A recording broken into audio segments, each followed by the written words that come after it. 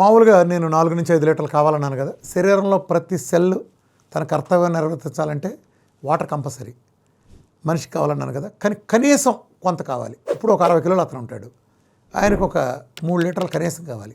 ఒక 80 కిలోలు అతను ఉంటాడు, 4 లీటర్లు కనీసం కావాలి.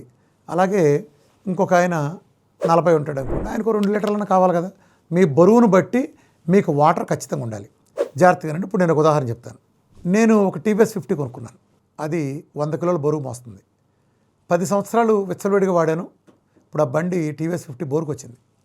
నేను ఒక 50 కిలోలు వేస్తే చచ్చేటట్టుంది. ఇప్పుడు నేను 100 కిలోల బస్తా తీసుకెళ్లాల్సి వచ్చింది. చచ్చిపోద్ది. 100 కిలోల బస్తా అయితే కరెంటు పోద్ది. బోరుకు వచ్చింది కదా, అసలు బండి పాడైపోద్ది. నేను 100 కిలోలు తీసుకెళ్ళను, 10 కిలోల చొప్పున 10 సార్లు తీసుకెళ్తాను. ఏమవుద్ది? 10 కిలోలు నేను లోడ్ అవ్వదుగా. ఇప్పుడు నా దగ్గరికి ఒక ఆయన వచ్చాడు, కాలు కుంటుకుంటూ వచ్చాడు అనుకోండి.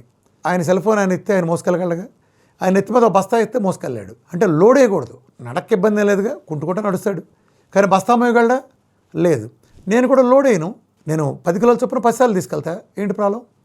అలాగే కిడ్నీ కూడా అంతే. నేను లోడ్ ఇవ్వను, ఇవ్వాల్సిన వాటర్ ఇస్తాను.